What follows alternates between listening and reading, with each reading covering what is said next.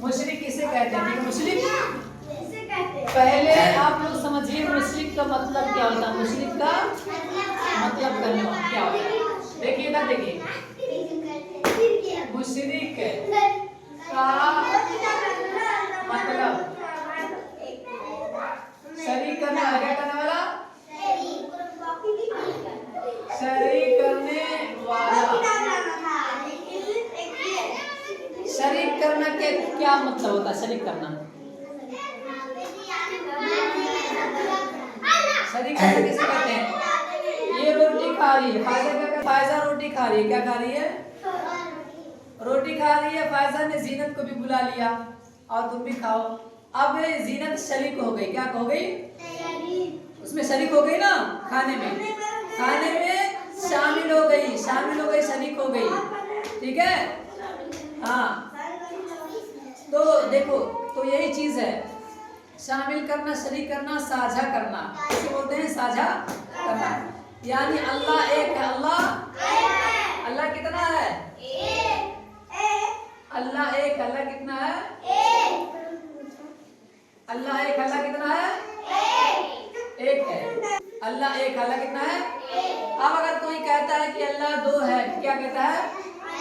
اللہ دو ہے، اللہ تین ہے، تو اب یہ مشرک ہوگا۔ کون ہوگا یہ؟ مشرک ہوگا، کیونکہ اللہ کے ساتھ کسی اور کو اس نے شریک کیا، اللہ کے ساتھ کسی اور کو ساجھا کیا، ٹھیک ہے، کسی اور کو شامل کیا، وہ مشرک ہے۔ کون ہے؟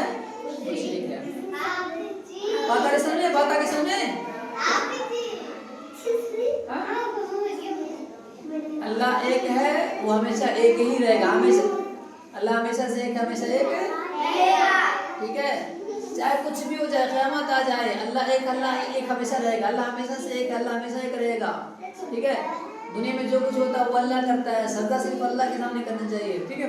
اور مدد صرف اللہ کے سامنے مانگنا چاہیے، مدد صرف اللہ سے مانگنا چاہیے، ٹھیک ہے؟ اللہ کی ذات اور اللہ کی صفات میں کسی کو شریک نہیں کرنا چاہیے، کسی کو شریک جو لوگ کرتے ہیں وہی مشرک ہوتے ہیں، جو لوگ کرتے ہیں وہی، جیسے بارش اللہ برساتا ہے، غلہ اللہ دیتا ہے، ہوا اللہ چلاتا ہے، دھوپ اللہ چلاتا ہے، کوئی اگر کہے کہ نہیں اور بھی لوگ چلاتے ہیں، اور بھی لوگ مدد کر سکتے ہیں، اللہ کے سوا کہیں اور سجدہ کیا جائے، کسی اور سے مانگا جائے، ٹھیک ہے؟ تو یہ سب شرک ہو جائے گا، کیا ہو جائے گا؟